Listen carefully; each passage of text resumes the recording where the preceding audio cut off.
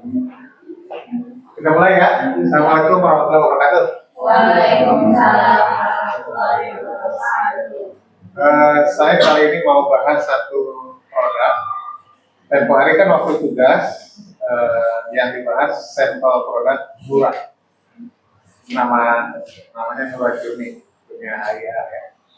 Di situ kan dibahas tuh seperti apa manfaatnya. Itu adalah kategori produk tradisional. Jadi kalau di asuransi jiwa itu ada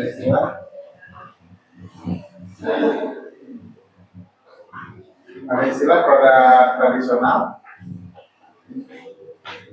sama ada istilah PAID. PAID itu produk asuransi yang dikaitkan dengan investasi. Jenisnya ada unit link, ada universal life. Kalau yang tradisional ada yang term insurance, life, sama endowment. Nah, kemarin yang dibahas si Nurajun itu kategorinya endowment. Singkat selama periode tertentu, bukan singkat, maksudnya 10 tahun atau berapa ya saya lupa ya.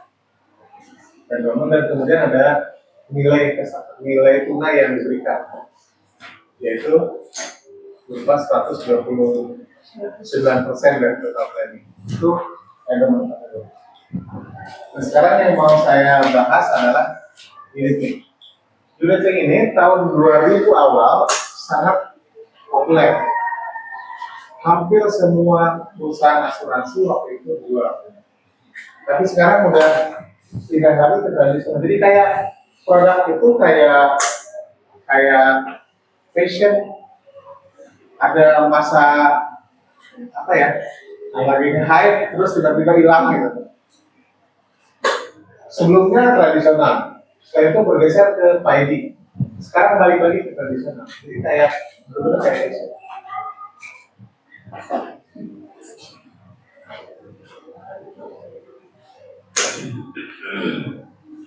Nah, saya cerita ini lebih detailnya.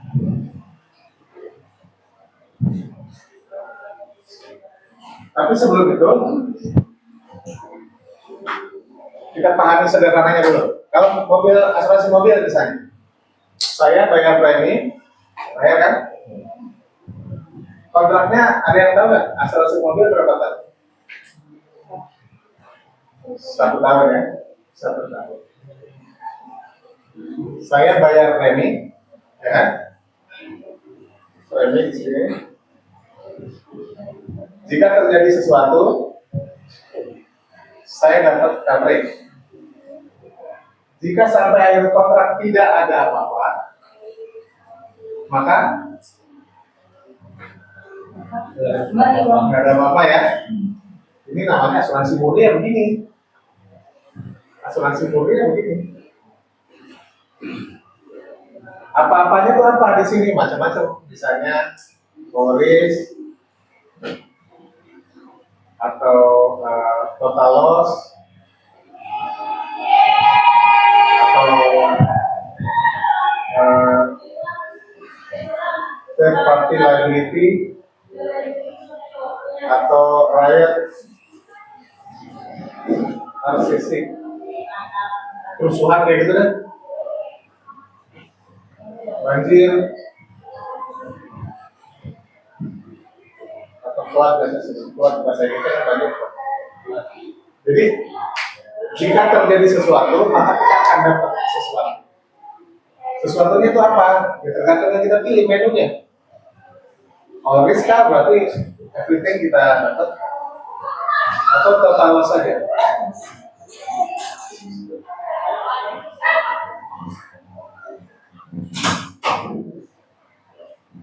Atau third party liability. Third party liability itu kalau kita yang nabrak, kita kan dituntut tanggung jawab dong sama lawan kita. Nah, yang bayar itu ada sini. Jadi kalau saya nabrak, saya nggak, udah nanti saya tanggung jawab, saya bilang. Padahal bukan saya yang tanggung jawab. Fitur ini.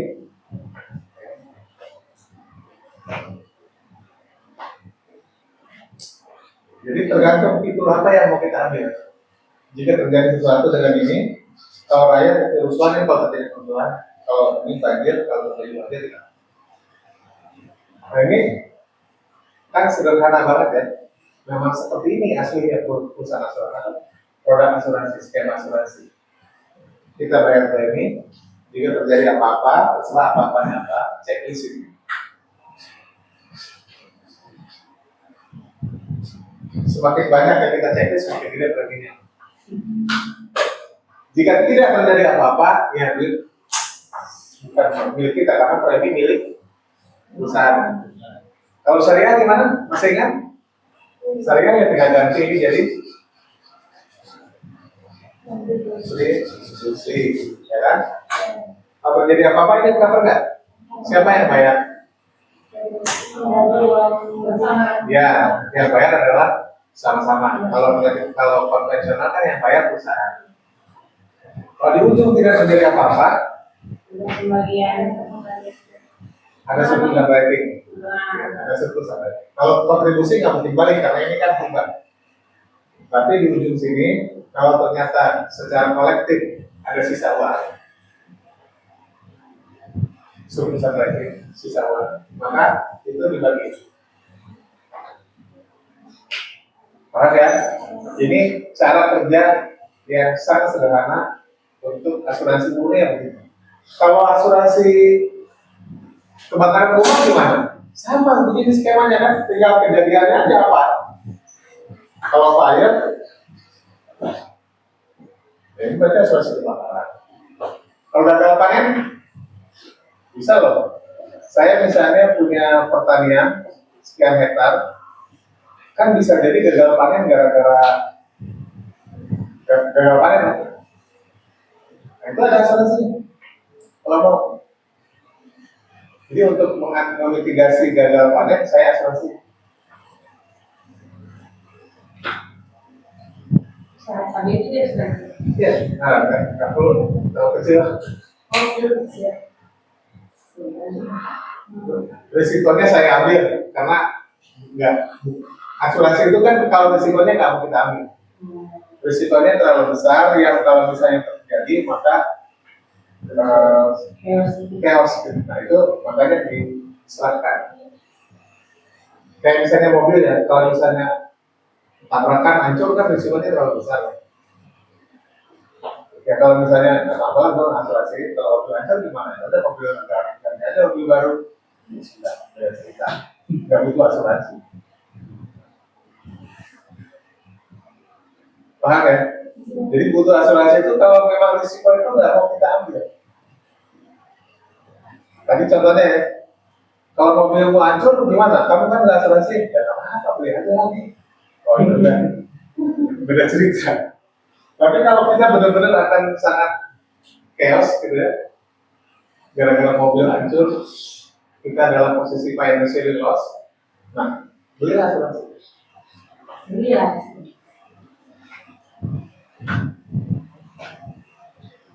Asuransi pencurian barang, bisa juga tuh semuanya asuransi. Ini namanya yang saya sebutin ini asuransi umum atau asuransi kerugian atau bahasa Inggrisnya general insurance. Ya, general insurance ini nggak ada kaitannya dengan jiwa. Ke bisnis kita, ke mobil kita, ke rumah kita, ke pabrik kita, dan sebagainya. Ini semuanya namanya general insurance. Ini fire insurance ini kebakaran ini murah banget. Tadinya. Jadi kalau punya rumah, apalagi rumahnya di perkotaan yang sering rawan kebakaran, itu meningkat. Jadi kalau tetangga kebakaran pun kita nggak panik. Panik loh. Tapi maksudnya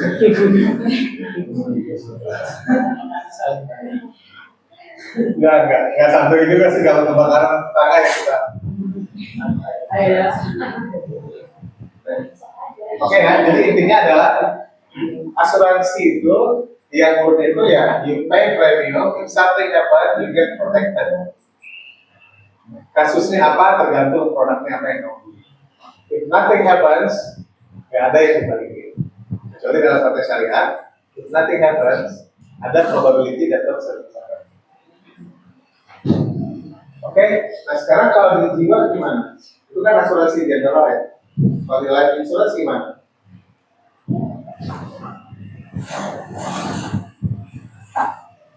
Yang mirip kayak gini, yang sesederhana ini, itu namanya health insurance.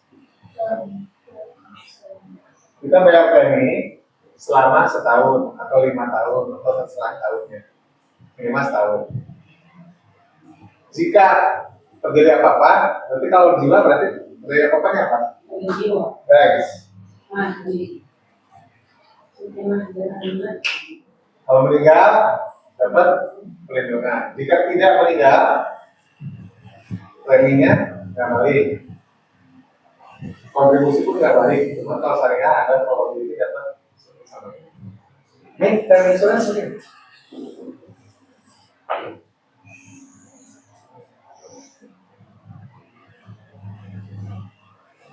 Kalau whole life gimana?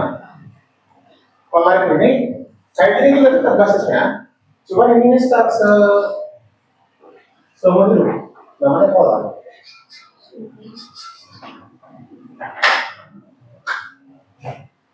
Namanya whole life, kan seumur hidup. Jika kan pasti meninggal ya. Jika meninggal ya udah dapat. Tapi seumur hidup itu sampai umur berapa? Biasanya di-define, ada yang sampai 100, ada yang sampai 99, ada yang terserah perusahaan asuransinya. Kumaha Pak, kalau ternyata sampai 100 tetap nggak meninggal juga. Nah ini kalau whole life ini biasanya ada sesuatu. Sesuatunya itu sejumlah uang, namanya nilai tunai.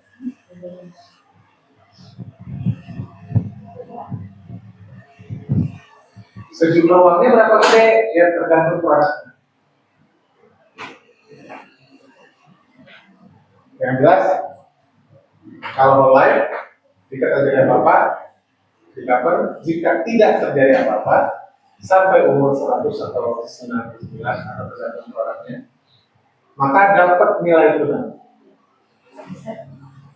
Sebesarnya terserah itu produknya. Kalau endowment gimana? Endowment juga ujungnya sama juga sih. Endowment itu di sini limit apa namanya ditentukan 10 tahun atau 20 tahun atau 30 tahun atau 5 tahun terserah. Kayak Nura itu kenapa saya sebut endowment karena dia periodenya itu non whole life. Non whole life. Jangka panjang tapi nggak seumur. Nah, jangka panjang tapi nggak seumur hidup. Terus kalau di akhir periode ini dapat sesuatu tidak terjadi apa-apa, apa yang dapat? Nilai tunai itu.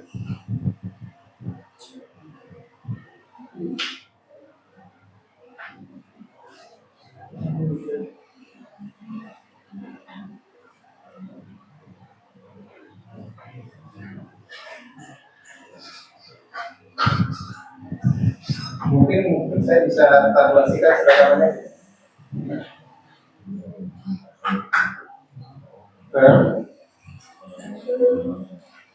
Whole life dengan endowment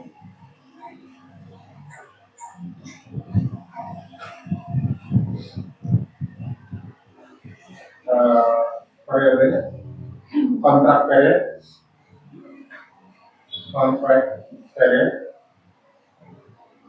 bisa 1, bisa 5, bisa 10, terserah. Endowment sebenarnya ada 1 sih.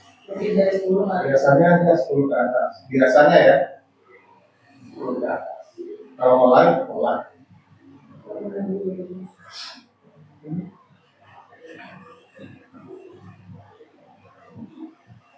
Manfaat jatuh tempo ini nggak ada, ini ada.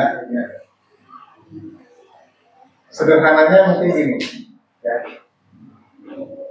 Jadi kalau bedanya term whole life sama endowment dalam hal kontrak kreditnya seperti ini. Dalam hal manfaat jatuh temponya, ini nggak ada, ini ada, ini ada.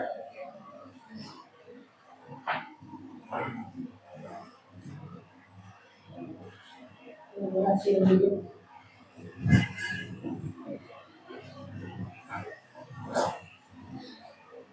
Kalau lihat kayak gini, kira-kira frame Pro Life sama Indomie mana yang paling murah? Kalau manfaatnya kayak gini. Ya, karena nggak ada apa-apa ya. Hasilnya lebih murah. Artinya orang yang pure proteksi pasti pilihnya ini karena paling murah. Kayak minum kopi, ada yang americano, ada yang pakai susu, cappuccino lah, kopi susu lah, caramel latte dan sebagainya. Mana yang paling murah? Americano kan? Itu orang yang minum americano tuh yang butuh pure kopi doang, nggak butuh susu, nggak butuh gula, nggak butuh apa. Nah, term insurance ini cocok buat pengembang americano. Maksudnya orang yang dulu asuransi yang memang pure, hanya proteksi. Karena pada aslinya asuransi itu ya begini. Hukum asal. Makanya premi ini biaya. Saya bayar listrik itu biaya. Saya bayar bensin itu biaya. Enggak, saya expert. Saya bayar bensin nanti 5 tahun lagi duit saya harus balik. Kan pasti gitu. Atau saya bayar listrik ke PLN. PLN nanti setelah 5 tahun kamu harus kasih sesuatu ke saya ya. Kan nggak ada. Nah asuransi juga gitu. Pada aslinya tuh ini. Saya bayar premi untuk mendapatkan proteksi. Nggak ada cerita harus balik. Cuman karena nggak semua orang sepemikiran itu, maka dibikin variasi-variasi. Ditambah gula, ditambah susu. Tapi jadi mahal. Iya. Bisa ke Bandung. Ini critical illness, health insurance, accidental disability ya, tambahan-tambahan itu ya.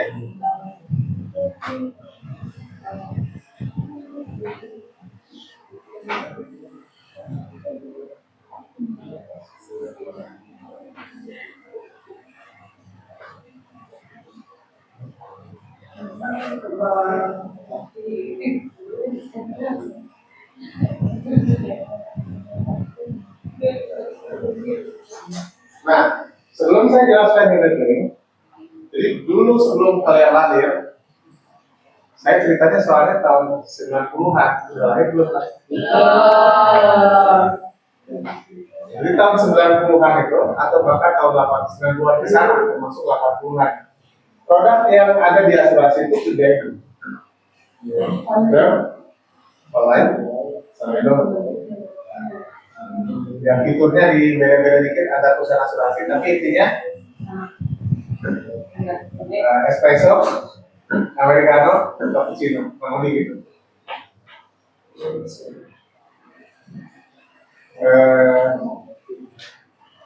Waktu itu perusahaan asuransi beralih. Kenapa?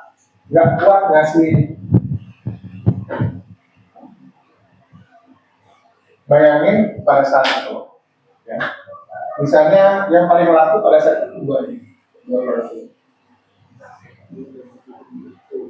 Pada saat itu kita bayar premi, kemudian misalnya premi cuma 1 juta per bulan, atau enggak, per tahun misalnya, per tahun 1 juta.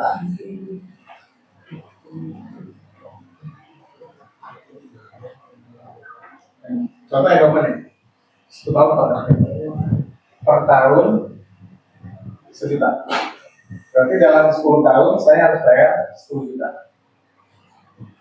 Jika meninggal, maka dapat 500 juta. Saya ulang ya, bayarnya 1 juta. Tahun ketiga meninggal, dia dapat 500 juta.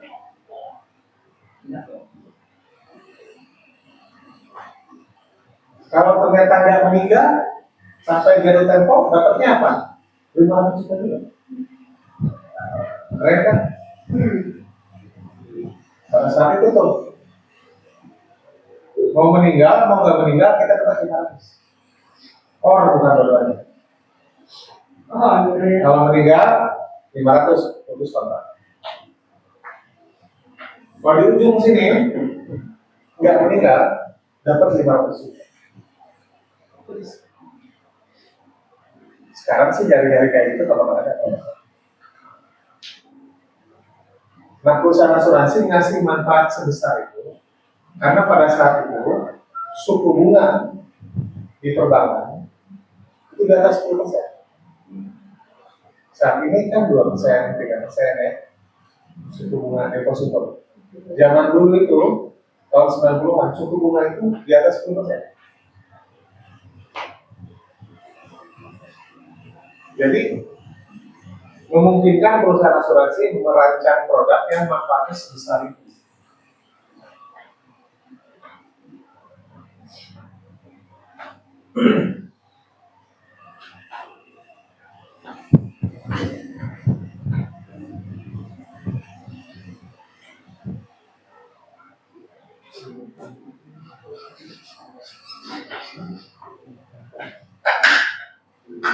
Jadi produk asuransi itu tergantung ekonomi makro jadinya.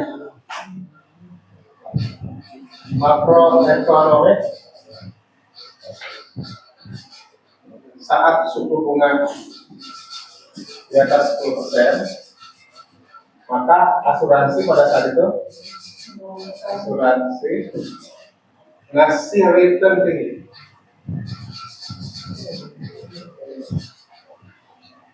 Makanya fiturnya tadi itu baik meninggal maupun sampai jatuh tempo, enggak meninggal juga, kita tetap akan menerima uang pertanggungan.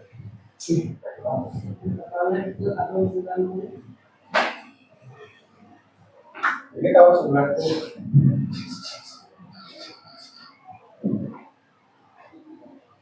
Pas tahun 2000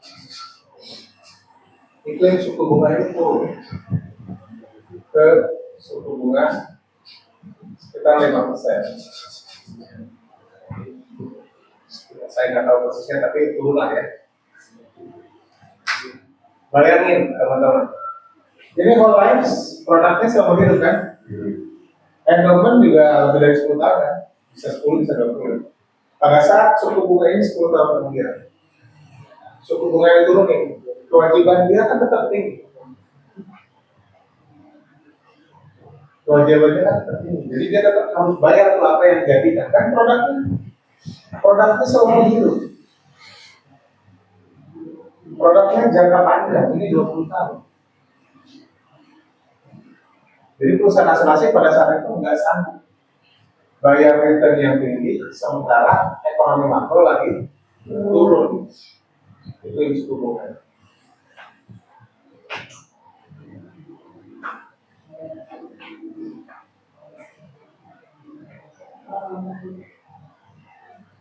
Nah, ini produknya tradisional. Karena perusahaan asuransi gue nggak bisa deh bikin produk atau nawarin produk yang kasih return tinggi. Kalau dulu ngasih return zero.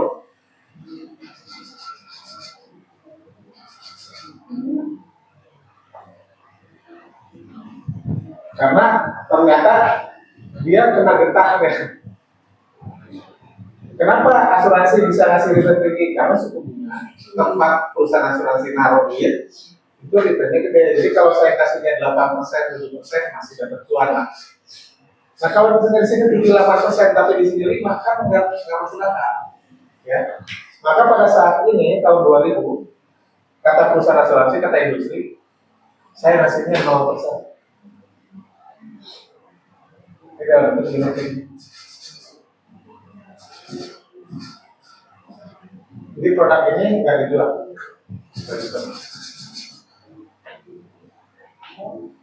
Bedanya cuma itu ada return Ini ada jaminan return. Ada jaminan dapat return. Dapat nilai jual itu jaminan. Ini saya janji akan ngasih ini kan janji. Kalau ekonomi makro berubah, nggak ada berubah. You harus keep your promise. Nah dia jadinya kejebak karena janji sendiri. Tapi kalau saya janjinya nol, pas lagi bagus bisa enggak. Jadi ini diserahkan ke market. Returnnya tergantung market.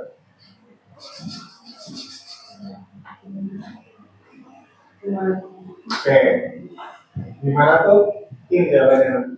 Jadi saya ini mau ngejelasin ini, tapi kasih pengantarin dulu. Ya, ceritanya itu dulu itu kenapa tiba-tiba usaha asuransi semua jualan unit-link, karena ini cerita ekonomi makronya ini. Nah, sekarang tahun 2026, ini ceritanya beda lagi. Akhirnya singkat cerita balik lagi ke tradisional.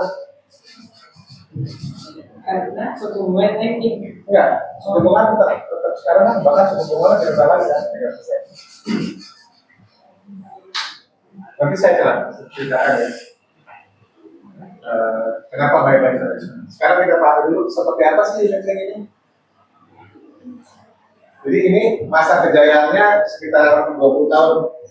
Dari tahun 2020-an sampai COVID.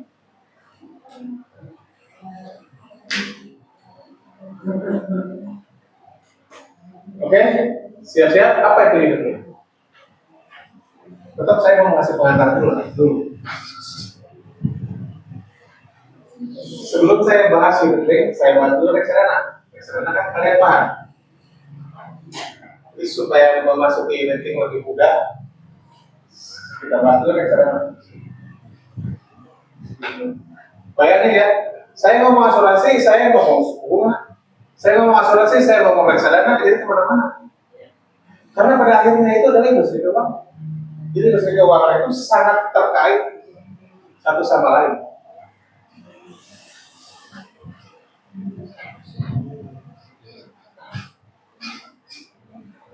Unit-link itu adalah reksadana, tapi diasuh oleh industri asuransi. Gitu.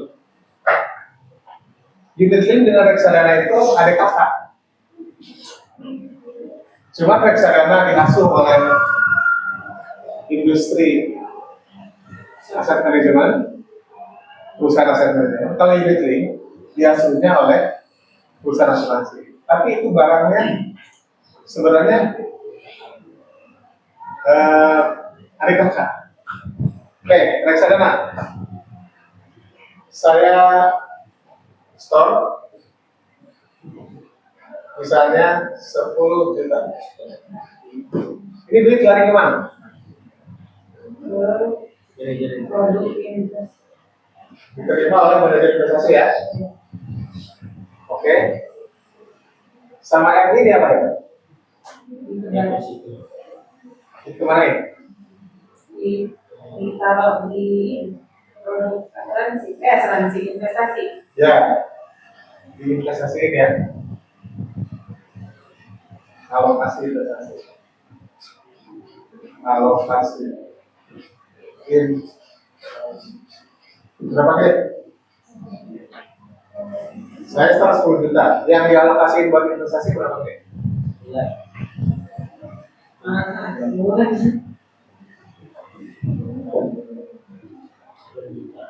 Ada yang udah pernah di reksadana jangan sampai nggak tahu cara kerja.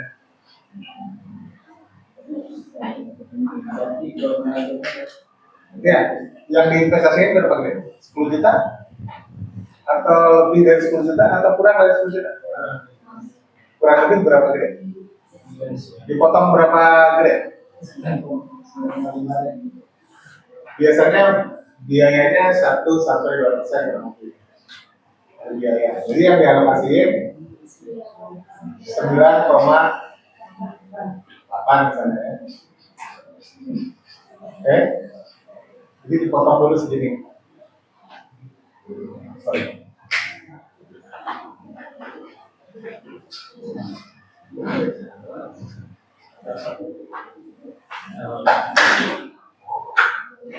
Ada namanya subscription fee kan?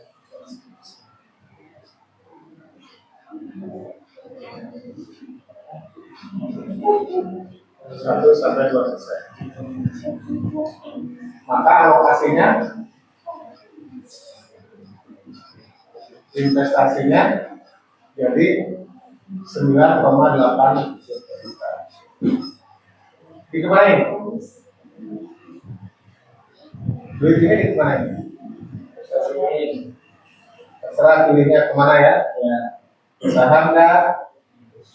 ke bond, stock, atau ke money market atau istilahnya gampangnya deposito. Campur-campur atau kayak gimana? Nah, kan kayak gitu ya.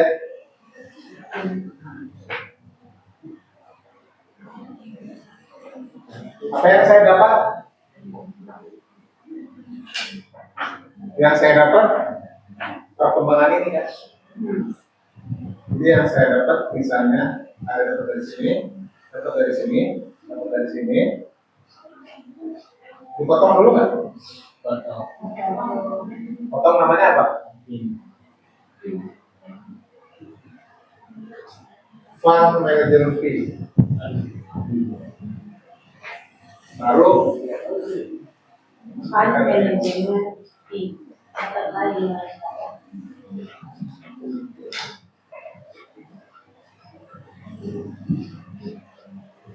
jadi kita store-nya 10 juta, kita dapatnya tergantung hasil ini setelah dipotong. Bisa kurang banget dari 10 juta. Bisa dong, tergantung kan. Kalau misalnya sahamnya lagi jatuh, Udah masalah jatuh harus ngasih tetap masuk. tetap. Oke. Kalau dari 10 juta ini, 3 ini jadi 15 juta, dari 10 juta nih, potong dulu dong, jadi 9,8. Ya, dari 9,8 ternyata jadi 15 juta.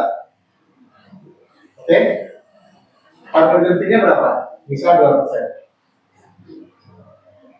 Potong dulu 2% dari 15. 2%-nya 15 berapa? Itu minum 300.000. Benar kan? 300.000 ya. Ini kurang ini, jadi masuknya ke sini 14,7 juta. Cek ini dong, dari 10 jadi 14. Iya. 7. Sekarang skenario saya balik, ternyata bukan plus, minus 8 juta. Oke? Dipotong berapa persen? Berapa? 8 kurangi 2%.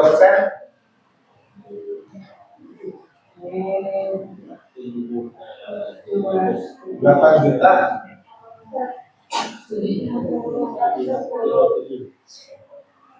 Potong 90.000 ya. Sini kurangi ini sama dengan berarti 764 juta. Kok 700? 7 juta.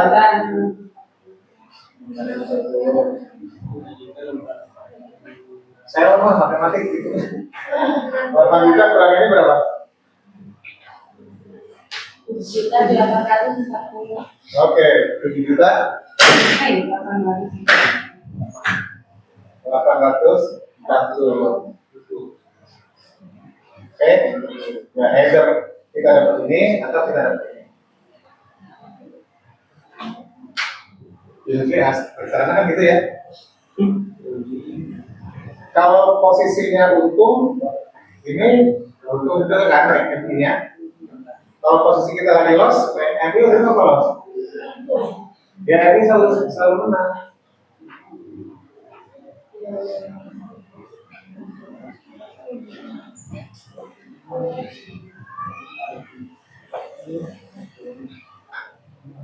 Dia dapat dari sini, dapat dari sini. Dua ya. Kecil cuma 2%, sama 2%. Dia kali sekian triliun. Iya juga. Ya kalau kalinya duit kita sih emang kecil ya. Tapi kalau kalian duit kita dengan 100.000 orang customer, totalnya 1 triliun, 2 triliun, gitu kan?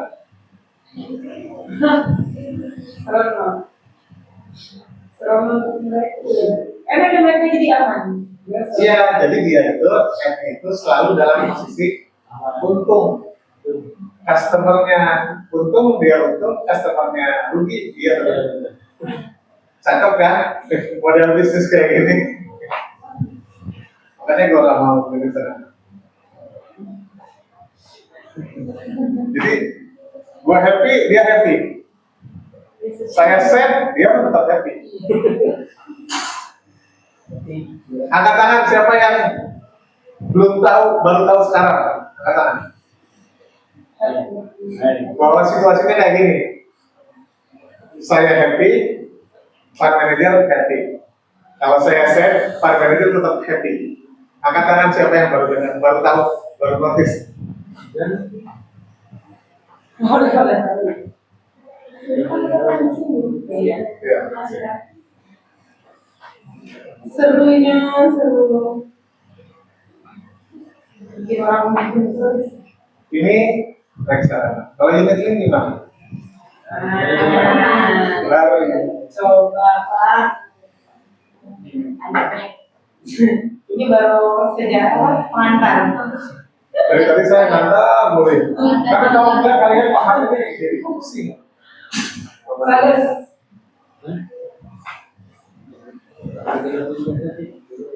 Ini nama biayanya subscription fee. Yang ini nama biayanya pandangan fee. Pernah nggak kalian lihat subscription fee-nya nol? Pernah nggak? Ya ya. Nggak tahu. Kurang jauh. Nggak jauh. Ada yang nol. Tapi nanti ada namanya redemption fee. Redemption fee itu biaya pas kegiatan. Oh ini biaya pas masuk. Ya. Fund manager fee biaya di tengah-tengah.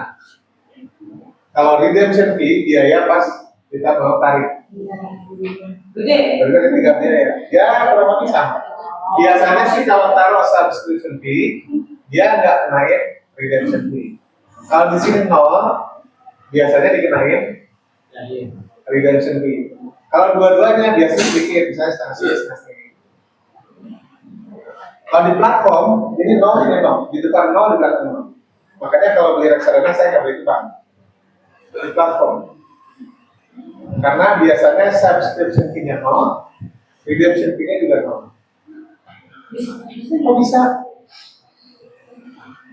Good question. Kok bisa? Kenapa platform bisa mengenakan subscription fee nol atau redemption fee nol? Sementara kalau di bank, kalian beli datang ke bank manapun, mau Permata, mau BNI, mau Mandiri, pasti kalian either dikenakan subscription fee atau dikenakan redemption fee. Why? Jawabannya, karena platform nggak pakai orang. Kalau bank kan harus ada yang jelasin. Ada import orang untuk jualan ke kalian. Oh, itu impor mereka. Jadi duit ini buat siapa?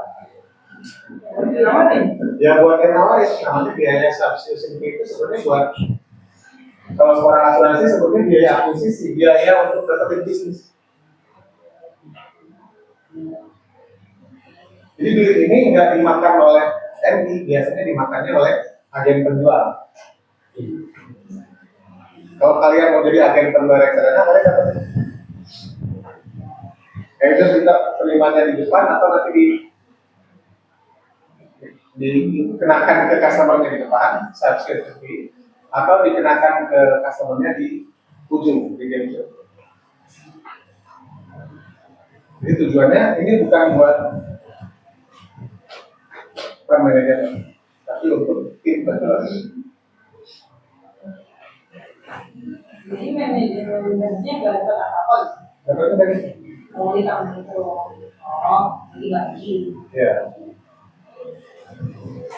Jadi kalau kalian jadi agen penjual dan produk itu nawarin 2%, kurang lebih kalau kalian dapat komisi dari hasil penjualan itu ya diambilnya dari itu.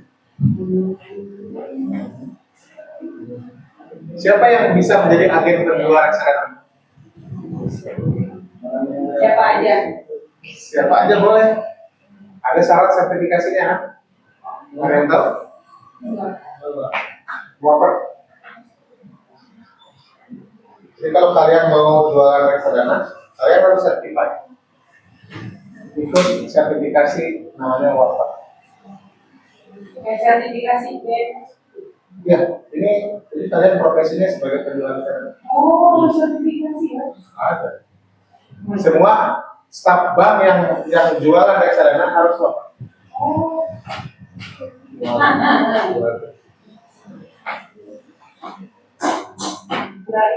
Kalau kayak asuransi boleh siapa aja kan? Ya, asuransi juga. Kalau kalian jadi agen asuransi, kalian harus sertifikasi. Oh, kirain hampir bahasnya. Jadi dia jualan tas. Di asuransi. Iya.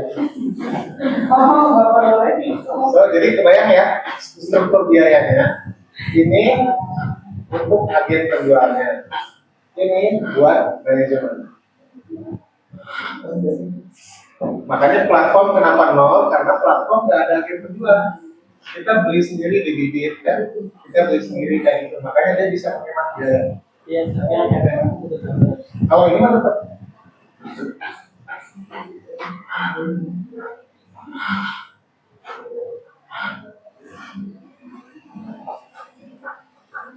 Oke, sekarang sini. Pelan ya. Boleh Pak. Tadi duit ini masuk, potong dulu ini, baru dialokasikan ya. Duit ini masuk, potongnya yang gede banget.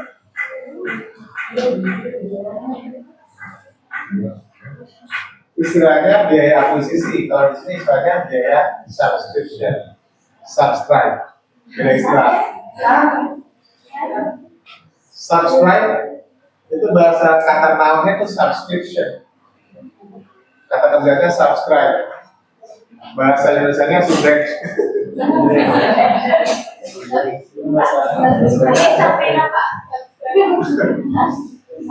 Sabrina, itu bahasa nama manusia di Sabrina gitu. Gimana sih yang Oke, jadi premi masuk, premi itu kan variabel bisa bulanan, bisa tahunan ya, atau bisa sekali. Nah, kalau bisa tahunan, premi tahun pertama akan dipotong 40%. Tahun kedua, satu tahun sampai tahun ketiga ini tergantung produk desain kurang lebih lah rencananya ya. Premi yang dimasukin ke asuransi di tahun pertama sampai tahun ketiga itu 40%. Tahun keempat dan sampai tahun ke-6 20, terus kecil tahun ke-11 baru 0. Karena kan pola ya, produknya pola. itu kan yang seumur. Seperti itu. Tapi dia jadi dari tahun 11 sampai dia mati dari 0%. 0%. Jadi kalau kita beli asuransi seumur hidup, unit link basisnya, premi tahun pertama akan dipotong 40%. Tahun kedua, tahun ketiga bisa. Tahun keempat turun potongan. Tahun ketiga turun lagi. Sorry. Ada bracket bukan tahun ketiga, tahun ketujuh. Baru tahun ke-11 ya. Jadi apakah selalu begini? Tergantung orang asuransinya. Kurang lebih ini kayak gini lah. Ada yang langsung 100% loh di sini. Ada yang 80%. Jadi ini persentase ini hanya untuk ilustrasi kekayaan. Dan pelaksanaannya Pelaksananya tergantung produk yang kalian beli. Makanya harus lihat ilustrasinya, lihat brosurnya, ya. Yang murah kemarin itu namanya reply kan?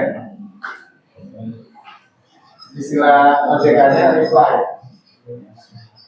Ringkasan informasi produk dan layanan. Jadi kalau kalian beli produk asuransi, lihat reply-nya. Nah, di reply-nya dijelasin. Jadi murah dunia kalian lihat itu namanya reply. Oke, duit ini buat apa? Kenapa asuransi motongnya segede ini? Buat bayar fee ke bank kalau dari insurance, atau buat sales contest. Kan banyak tuh perusahaan asuransi yang agen-agennya itu ke Turki, pernah dengar nggak sih? ya Agen asuransi sukses diberangkatin ke Paris. Memang duitnya dari mana? Dari situ. Dari sini. Ada yang tahu komisi agent berapa persen? Kalau misalnya kalian jadi agen asuransi, berapa persen komisi yang kalian terima? 30%. Kalau kalian jadi afiliat berapa persen? Kalian jadi afiliat Shopee atau di TikTok berapa persen? Paling tinggi 15, 10 juga udah bagus ya. Bahkan ada yang di bawah 10 kan. Kalau kalian jadi afiliat asuransi 30%. 30% plus ada opportunity bisa jalan-jalan ke Paris. Kalau asuransinya syariah, umroh. Ya masa syariah ke Paris kan nggak pantas. Di syariah biasanya umroh.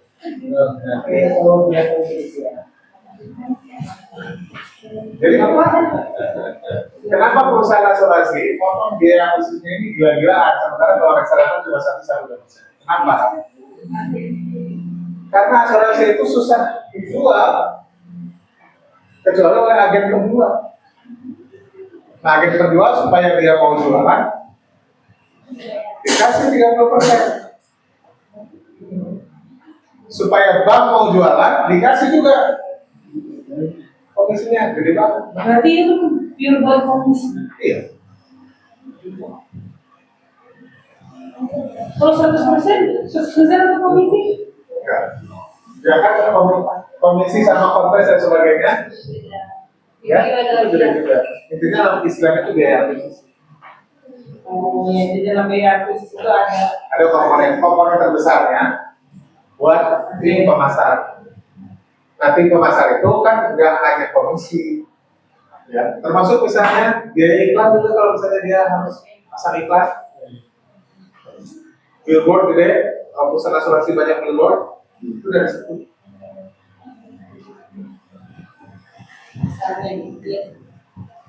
Emang kalau kalian beli kopi Starbucks itu berapa persen komponen dari Starbucks untuk biaya akuisisi dari kopi yang kalian minum? Ya mungkin juga bilang kayak gitu juga. Emang iPhone yang kalian beli itu ya berapa persen biaya akuisisinya? Jadi kalau biaya akuisisi segede ini, emang asuransi doang yang kasusnya gede? Ada, semua industri juga gede. Iya, betul. Coba cek dari ChatGPT berapa besar biaya akuisisi iPhone. Mungkin setengah dari harga itu.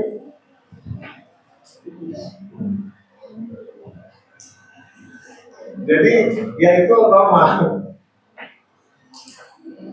Jadi kalau misalnya iPhone bisa iklan gila-gilaan ya, dari mana duitnya?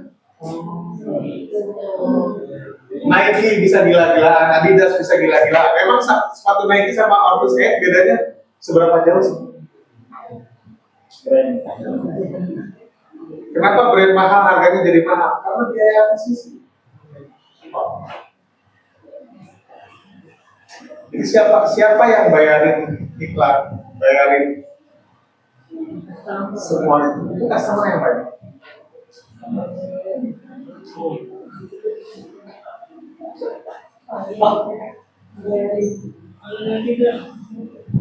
Ada yang udah research iPhone berapa besar biaya akuisisi? 100. 30% sampai 100%. Ya, konon katanya sih, konon kata si Gita Wirjawan, biaya real produksinya iPhone itu cuma $10. Ini kata Gita Wirjawan di YouTube dia. $10 tuh berapa? Anggap aja 20.000 $1. Berapa? Jadi berapa? 200.000. 200.000.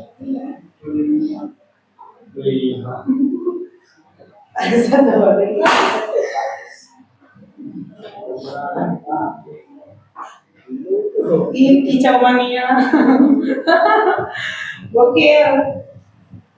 Starbucks tahun harganya 50.000 kan? Coba hitung deh kira-kira kopi, gula, susu harganya berapa? Iya. Jawabannya Pak. Makin lama makin sakit hati. Jadi jangan benci asuransi. Everyone do the same. Kira-kiranya nggak tahu. Cuma kalian aja orang cowok nggak tahu. Ini sih dia nggak bisa bilang ngomong. Jadi Jadinya kayak ngerasa Semua jadi branding itu mahal. Branding itu yang bayar siapa? Customer. Enak aja. Bukan pemilik brand, yang bayar itu customer. itu nih.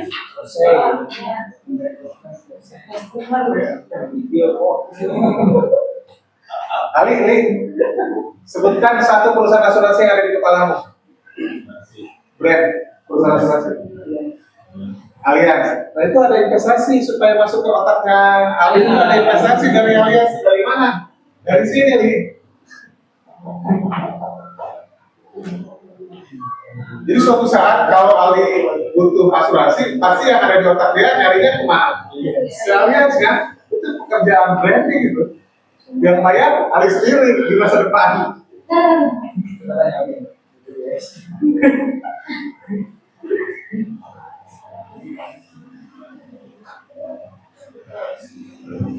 Kok ini bisa murah?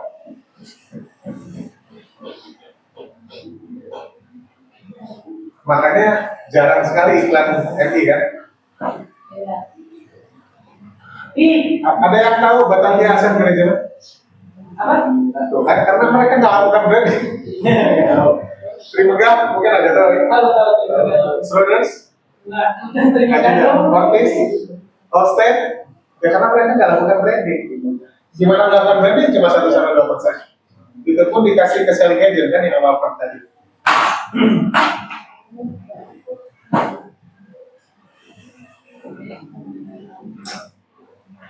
Kalau asuransi, emang asuransi lakukan branding? Utamanya asuransi itu bukan lakukan branding. Memang ada branding juga, ada billboard dan sebagainya. Tapi utamanya duit ini dipakai buat agen atau buat mitra banknya.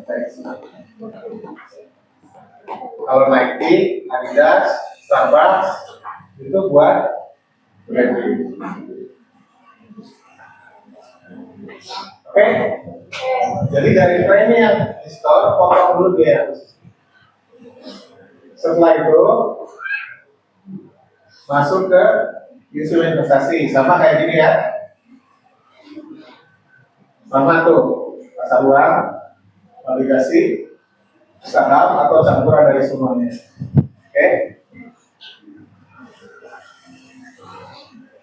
Setelah ini, kalau di sini kan dipotong dari kan. Tapi potongannya ada dua, dari kan. Sorry, dari atau biaya suci itu aja. Ya, kalau kita nggak mau switch, kita nggak ada. Ini tidak ada. Switch dari fund A ke fund B gitu, itu ada biayanya. Bukan. Tapi kalau saya nggak switch ya nggak dikenai, makanya ini tidak ada. Oke? Jadi itu salah satu aktif Pak. Apa? Dana dikelola di sebuah investasi, salah satu biaya kalau di pasar uang. Silakan, mau salah satu, mau semuanya diambil juga boleh. Switching itu switch apa? Kalau switching itu misalnya asalnya di pasar uang, saya mau pindahin deh ke saham, nah digunakan biasa.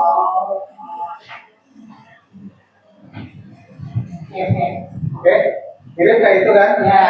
Dari sini potong dulu tapi lebih gede, setelah itu masukin ke ini semua, potong biaya nanti. Setelah itu dipotong Oh, di awal udah biaya asuransi, kan ada asuransinya tadi. Kalau ini kan stop sampai sini aja ya. Kalau ini ada namanya biaya asuransi. Ada biaya ini sama biaya penarikan. Kalau narik tadi, ya subsidi dikenakan kalau nggak ada penarikan. Kalau ada biaya penarikan ini nol. Asuransi juga kurang lebih sama. Kalau di sini ada biaya akuisisi, biaya penarikan ini withdrawal ini nggak ada biaya. Oh. Ini jika ada makanya.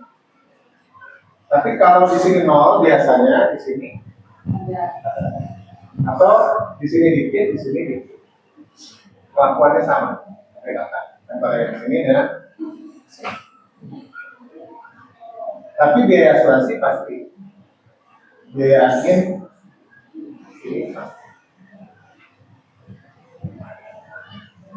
Jadi di sini bedanya dengan dan masyarakat di mana? Pertama biaya yang lebih gede.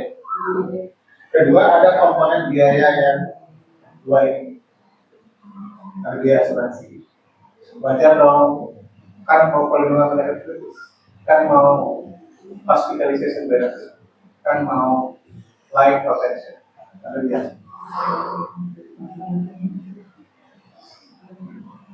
Sisanya baru menjadi nilai investasi.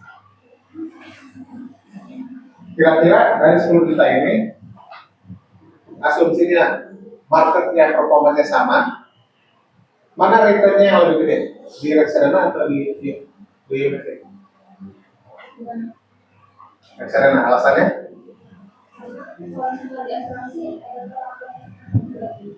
Ya, betul. Betul banget. Jadi kalau uang 10 juta di sini, dengan uang 10 juta di sini, jika marketnya sama-sama 0% misalnya ya, nggak ada cuan sama sekali, maka atau marketnya naik 10%, di sini naik 10%, di sini 10%, kan sama-sama, sama pasar uang hasilnya sama kan? Oke. Misalnya beli 10 juta, di sini market tumbuh 10%, di sini juga 10 juta, ini market tumbuh juga 10%. Mana yang returnnya lebih gede? Jawabannya yang ini, karena di sini ada potongan ada karena yang kedua, itu karena yang pertama. Yang kedua,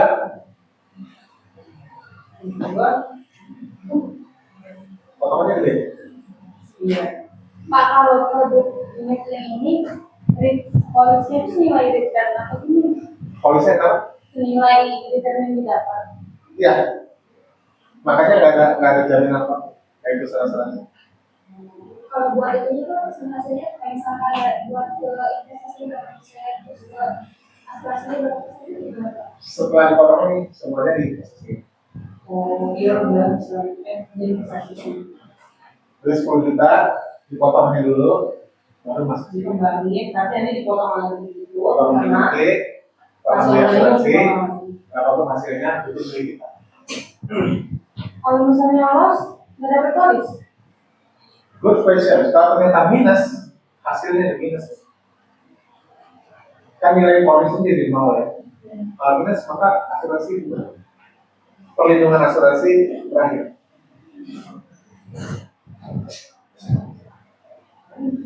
tapi terjadi gitu. Saya baru kemarin bilangin sama perusahaan asuransi. Saya tunjukin kan. Saya terpaksa harus top up. Jadi dibilangin ini Pak, nilai polis Bapak ini sudah habis Pak. Ceritanya kan setelah lewat tahun 11 nggak perlu bayar premi juga nggak apa-apa. Jadi saya itu polisnya udah lewat dari tahun 11. Mas saya nggak usah bayar. Polis nggak perlu bayar premi lagi deh. Ini jalan sendiri, oke. Tapi akibatnya apa? Akibatnya nilai investasi saya atau nilai uang saya kan turun terus. Kenapa? Karena ada biaya asuransi kan. Udah nggak apa-apa dalam hati saya. Maksudnya plan saya, suatu saat saya pasti akan ditelepon oleh perusahaan asuransi. Bapak harus top up karena di situ udah mulai nol. Benar.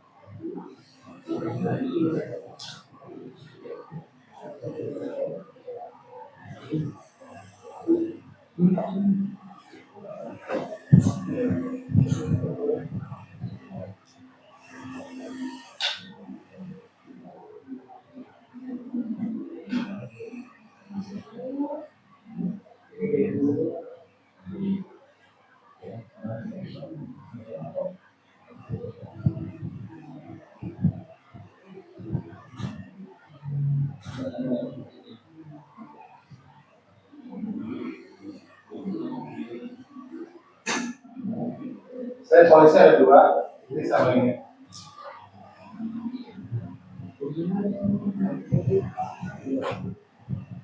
Nilai investasi saya segini. Bukan miliar ya, contohnya ya, banyak kan. 5 juta. Jadi setelah putar-putar duit saya tuh 5 juta.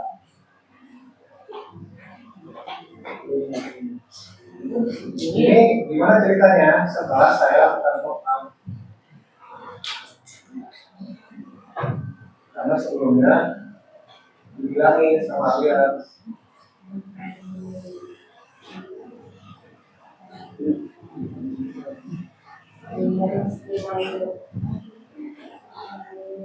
nih,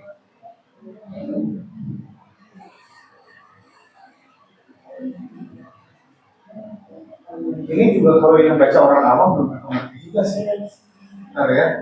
Coba kalian baca ya suratnya.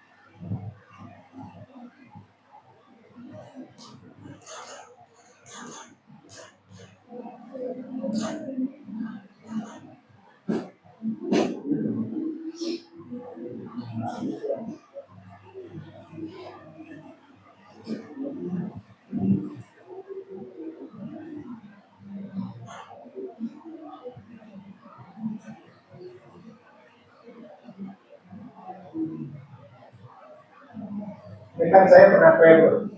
Pembayaran klien kan ada semua komunikasinya.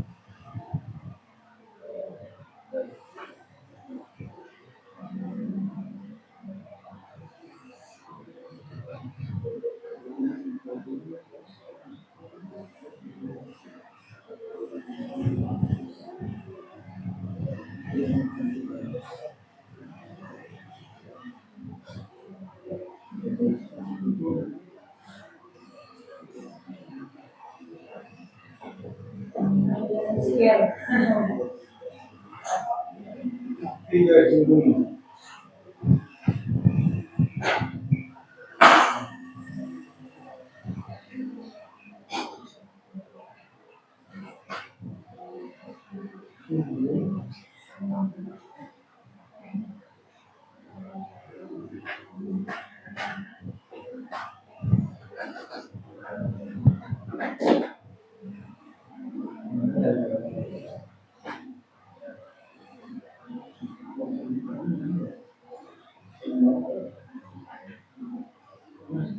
Ini bahasanya gini loh, ini kan bahasanya gini. Saya tiba-tiba terima surat.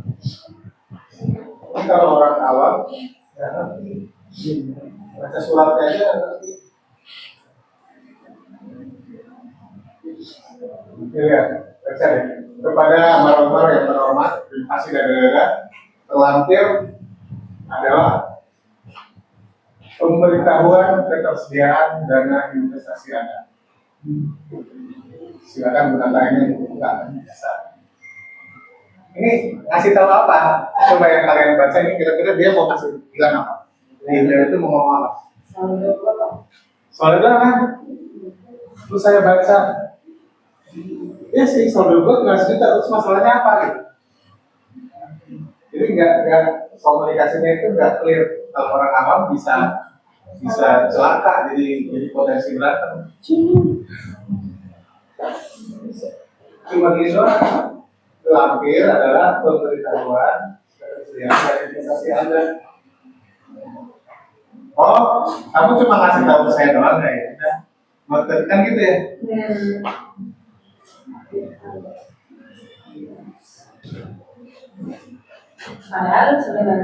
Padahal sebenarnya dia bilang, duit bapak itu udah tinggal sejuta. Bapak harus top up. Tapi nggak begitu bahasa. Oh, maksudnya itu sopan coba cek. Ya, silakan cek. Tapi pas coba cek sadar sendiri, oh di sini tinggal segini. Kalau orang yang paham kan, kalau yang nggak paham, gua kan udah bayar premi. Kan saya udah bayar premi, kenapa saya harus top up? Tapi tadi kata apa kondisinya aku udah nggak bayar premi kan? Iya, itu karena saya paham. Oke, akhirnya gini. Untuk memastikan polis saya tetap aktif, saya sudah lakukan single top up dengan bukti terakhir. Tolong cek pembayaran. Jadi setelah itu saya top up, jadi akhirnya dari 1 juta berubah jadi 5 juta. Oh, itu hasil top up. Ya. Ini sampai kapan cukup? Nggak tahu. Tergantung tergantung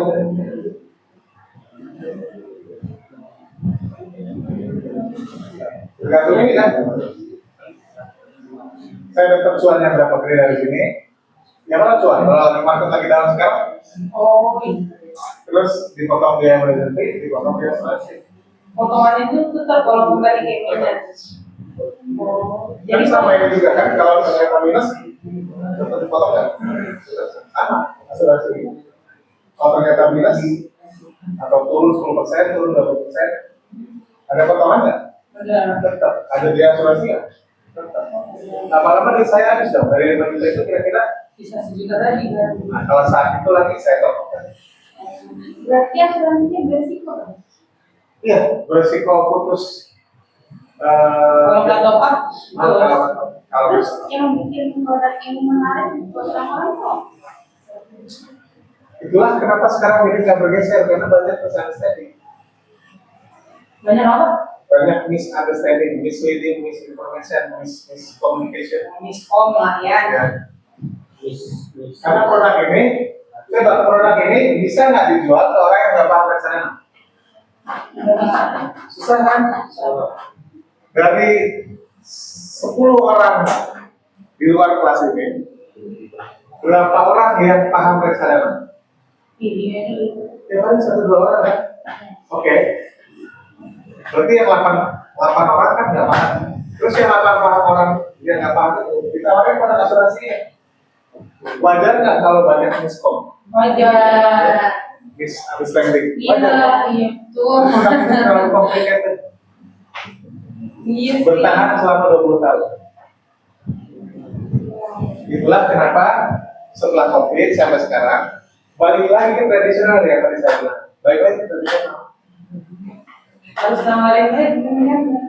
Tadi kan. Tapi seperti Nura jadinya. Oh. Produknya itu nggak sekeren zaman dulu. Jadi kayak mobil tuh kalau zaman dulu terbuat dari besi, kalau sekarang dari plastik. Kalau dulu returnnya keren banget, ya produk tradisional. Sekarang returnnya Nura berapa gede? Pada saat jatuh tempo, jika terjadi apa-apa dapatnya berapa gede? 29%. Setelah 10 tahun. Kan kecil banget. Kecil banget tuh maksudnya dibandingin Dulu. Sekarang sih tetap masuk. Iya sih. Iya sih, kemarin cukup. Berani nawarin. Iya, buat anak Gen Z sih oke. Anak Gen Z kan Baru. Tapi buat saya ya, itu amat produknya. Iya. Ya produk yang saya expect itu udah nggak ada. Iya. Kayak mobil sekarang banyak plastiknya, atau motor banyak plastiknya dibandingin motor tahun 80-an ya. Yang memang sekarang begitu zaman. Iya. Jadi Pak tadi kalau misalnya mau produk masyarakat ini yang diputar itu ya uang yang ada di sana gitu aja. Iya. Kalau sekarang marketnya lagi anjlok, ya otomatis mengurang terus. Iya, tambah. Jadi risikonya ada di tangan asuransi atau di tangan Konsumen. itu sama kayak ini.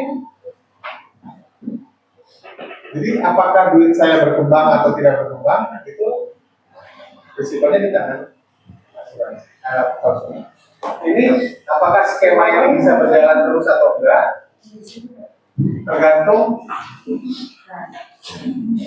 Tergantung si nasabahnya. Apa yang dijanjikan oleh perusahaan asuransi di sini?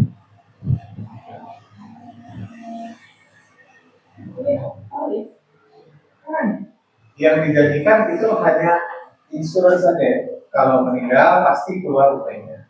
Kalau penyakit kritis pasti keluar rupanya. Kalau sakit pasti dirawat. Tapi cuannya dijanjikan nggak?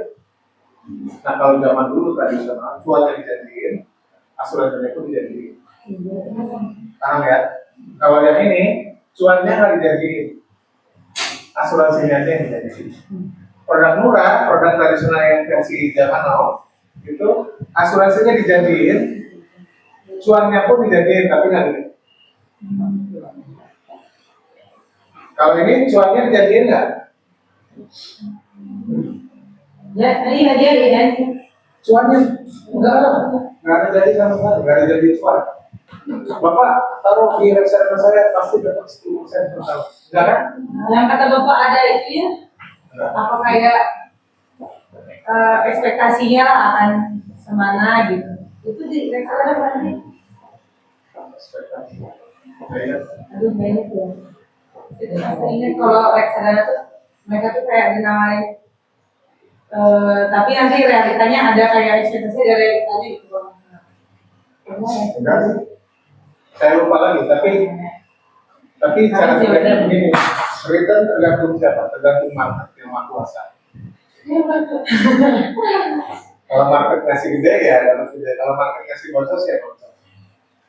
Terus tanggung jawabnya dia apa? Tanggung jawab saya cuma mengelola duit bocor ini kata dia. Soal hasil serahkan sama market yang maha kuasa. Nah di asuransi juga sama. Di sini saya taruh di pasar uang dan lain sebagainya. Soal return, soal cuan itu tergantung market. Tapi saya berkewajiban untuk pastiin asuransi bapak itu tetap. Berarti banyak yang juga Pak, banyak yang makan bagian bagi masyarakat yang Bukan. Karena dipikirnya ini dapat, ini asuransi juga dapat. Yang ada adalah seperti kasus saya tuh, dibilang yang tiba-tiba bapak tinggal 1 juta. Saya kan bayar 2 juta per bulan, masa duit saya tinggal 1 juta?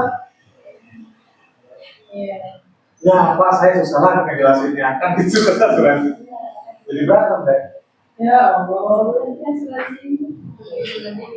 Jadi produk terlalu kompleks dijual ke orang awam.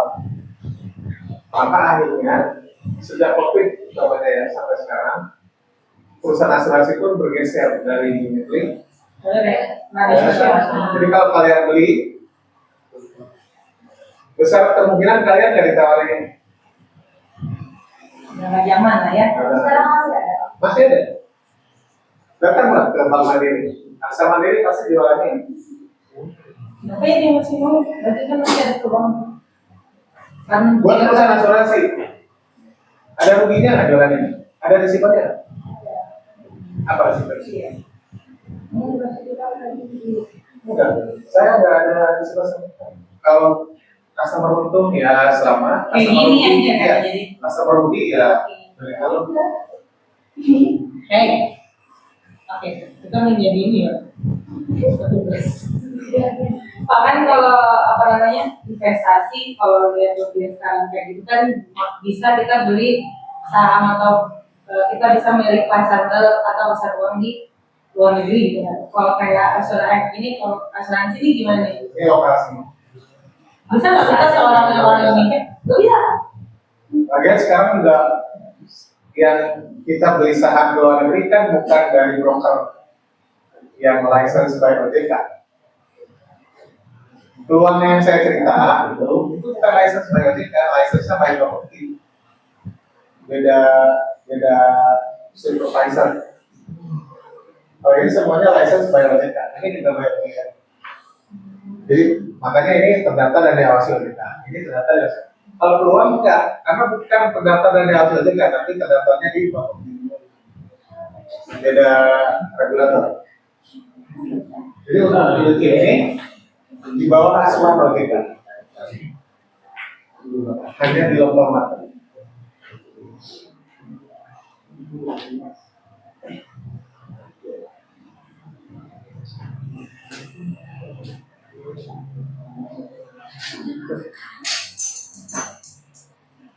Jadi tadi kan saya tulis di sini tahun 1990, kemudian tahun 2000 ini ke tradisional, ini ke unit link. Tahun 2020 lah ya sampai sekarang. Ini kembali ke tradisional. Ini ceritanya kenapa bergeser? Ini gara-gara suku bunga. Oh, ini bergeser gara-gara NIS. Communication.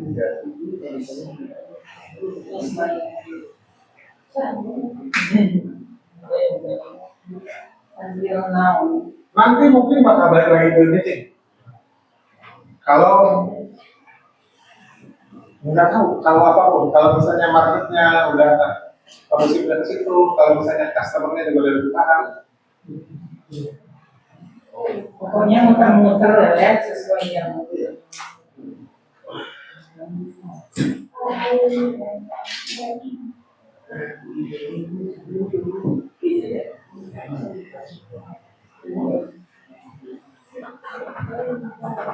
Tuh contohnya, ini di Aksa Mandiri,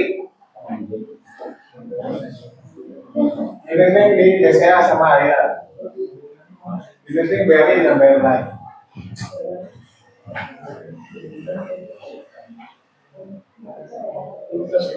Ini jenis fundnya, yang sama Mandiri fundnya, ini biaya-biayanya beda-beda. Ini di BCA sama Ayah fundnya beda lagi, karena kan kerjasamanya dengan perusahaan yang berbeda. Ini di BRI lain lagi, jenis fundnya. Ini biaya khususnya sini 70% selain itu 0. Di sini 50% selain itu 0. Di sini 5%. Kenapa ini single premium?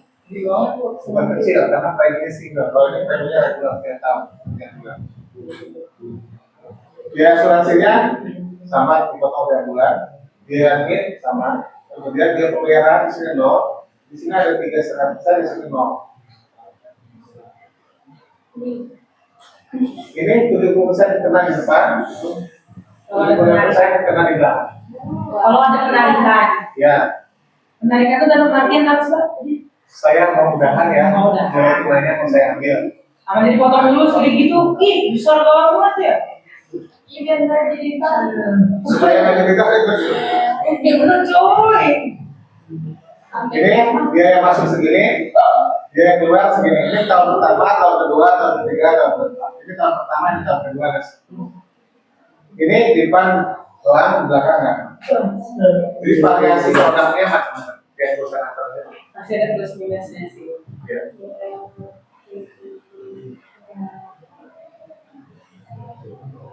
Syariah gimana? Ya, sama aja tinggal ganti akad kan. Fundnya yang penting fundnya sudah syariah. Fixed income-nya jangan taruh di bond, tapi taruhnya di sumbo.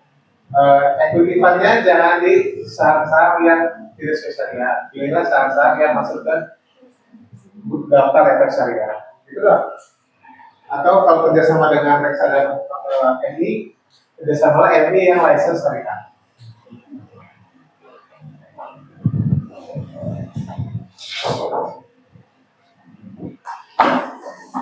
Jadi zaman kalau sebelum COVID, apapun kebutuhan asuransi kalian, pasti dia ditawarinnya, kalian ditawarinnya unit. Tapi setelah COVID ini, ada variasi yang baru, karena sekarang transisi beralih dari unit ke tradisional. Oke, ada pertanyaan nggak? Tertarik nggak beli asuransi? Iya, ribet ya? Atau ribet atau karena atau di asuransi kagak enak itu ya? Lebih ke ribet apa lebih ke nggak fair? Fair aja. Orang tua saya pernah sini Pak. Oh, pernah. Ada korban. Oke. Nah itu korban itu karena lebih ke misunderstanding apa karena merasa atau kenapa merasa jadi korban? Kayaknya karena dari kurang literasi, pengetahuan terus juga ya kan ada investasinya jadi kan berarti dari si investasinya. Tapi ternyata pas di akhir periode malah yang saya juga sebesar dari Harapan. Ya, jadi ekspektasi dengan gitu ya. Ya karena kayaknya misunderstanding kan. Ya itu misunderstanding. Kenapa sampai misunderstanding? Mungkin dijelasinnya nggak tuntas, ya kan? Tadi sih Atau mungkin literasi dari calon pembelinya belum nyampe, macam-macam tuh. Makanya saya bilang ini gagal nih. Contohnya itu, saya kenapa nggak mis? Ya karena saya paham jadi tidak diminta pun tak paham. Saya nggak marah-marah, belum paham memang desain produknya kayak gitu. Itu betul yang terasa ya. Nah itulah kenapa karena OJK banyak keluhkan oleh para pemegang polis. Ini berarti mau tipu, ini tidak tipu.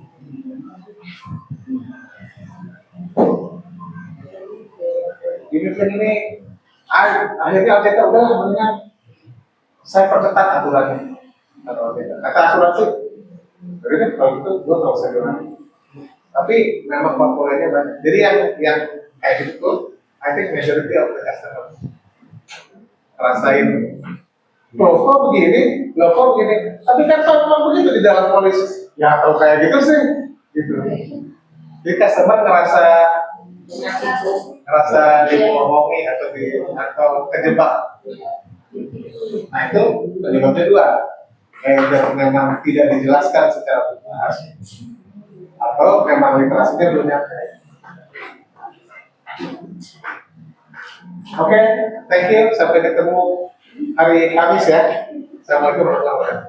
Waalaikumsalam warahmatullahi wabarakatuh. Sama-sama.